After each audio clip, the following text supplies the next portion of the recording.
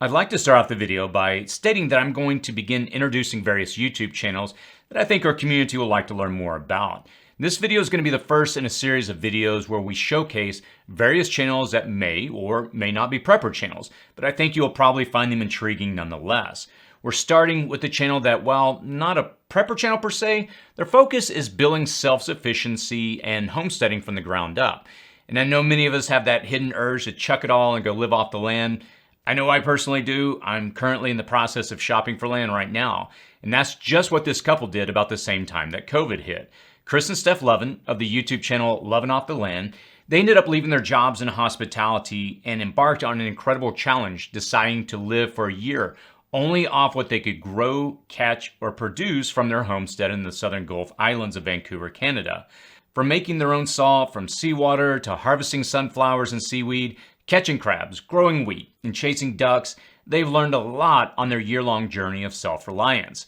And after following their journey, I decided to bring them on this channel, and I put together a series of questions to really get to know them a little better. And they were kind enough to put together their responses. And I would encourage you to go check out their channel and let them know that City Prepping sent you. And I'll post a link in the description and comment section below if you'd like to subscribe to their channel. All right, so let's jump into these questions to learn a little more about their journey. You tried the 365-day challenge of only eating what you grew or produced around the same time as the pandemic. Could you tell us about that decision and how you came to it? What got you motivated to start living off the land? Yeah, so I think the pandemic was a big kind of motivator to get us started. It's when it kind of really put things in perspective for us on just how reliant we were on grocery stores and corporations. And, like, we're quite honest, it's definitely, I think, grew up quite privileged in that fact that we never really had to think about where our food was coming from, and we bought it from the grocery store and, didn't really have a relationship with our food. And we live on a small island here on the west coast of Canada.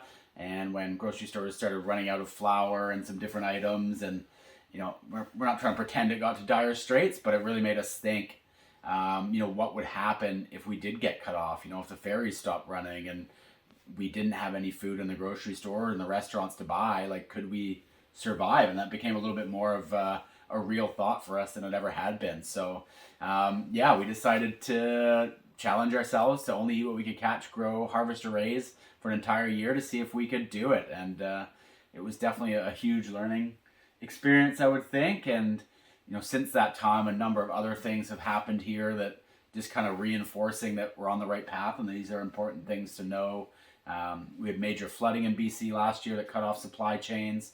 And so trucks were being rerouted through the States and there was delays on things.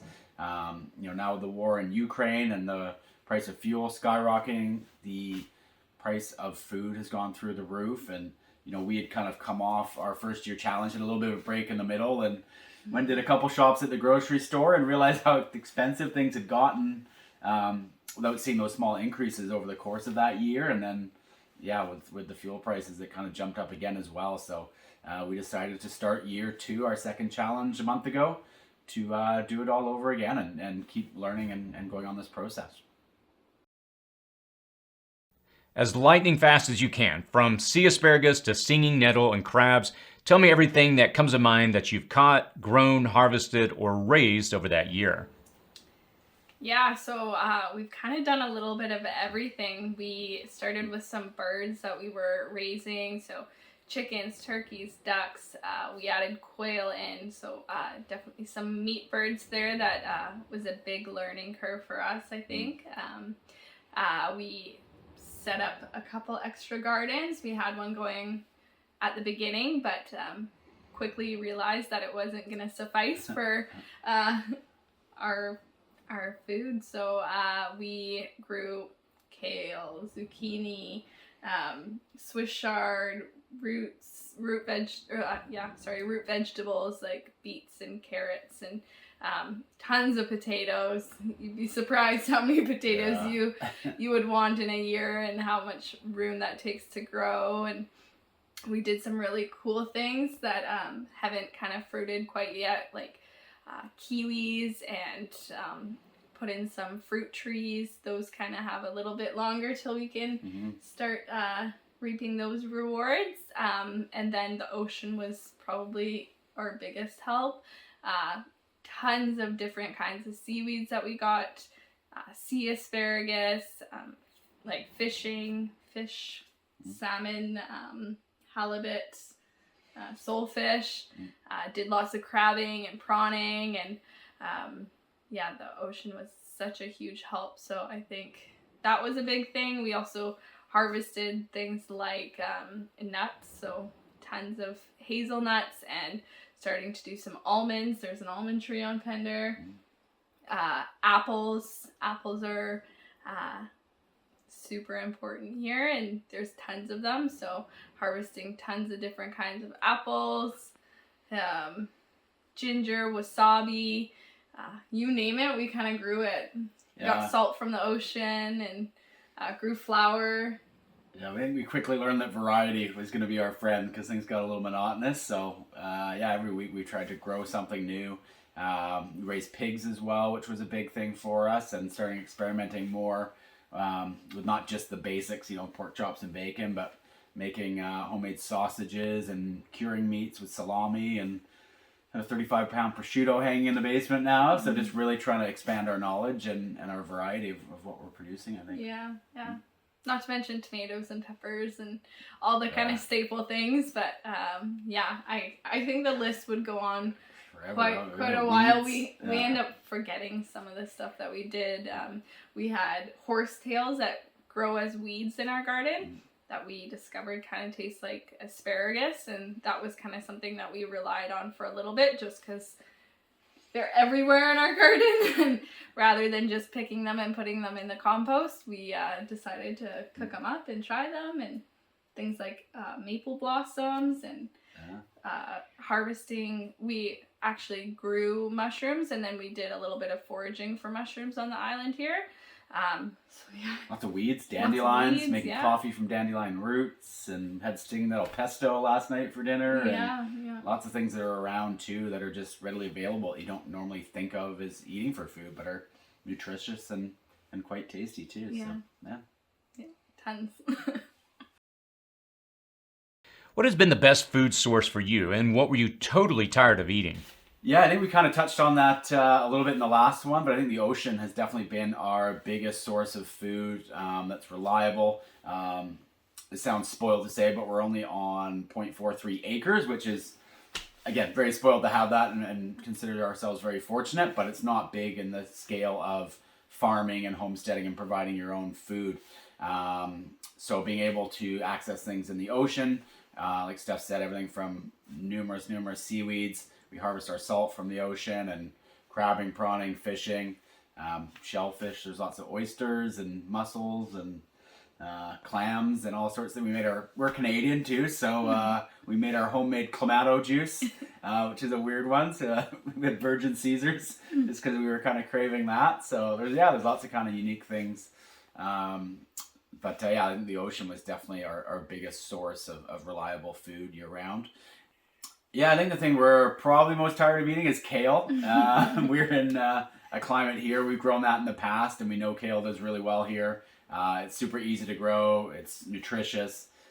We're in a fairly moderate climate here on the west coast of Canada, so things like kale and brassicas and beets and carrots will survive the winter. So kale was really hardy through that, so we had it year round. So when we first started, we kind of panic planted just as much kale as we could, and it did well. So while it was very valuable to us, we're definitely a little kaled out, I think.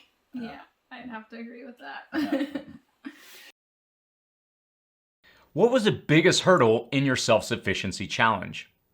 I think our biggest hurdle throughout this whole challenge, and even still today, is just the amount of knowledge that we've had to accumulate in the last little while. We went into this pretty new. Like we didn't know anything about anything really. I mean, we had tidbits here and there, and we had been fishing before, and Chris had a garden for quite some time, but we were not experts in any means of it, and just the amount you have to learn and to pivot, and something goes wrong or something doesn't work, how can you how can you make it work and figure out a way to really make it work, and what are the best resources. I mean, I think a lot of people can relate that you go on the internet and you look something up and there's about 4 or 5 different perspectives all saying the other one is wrong. So you kind of have to,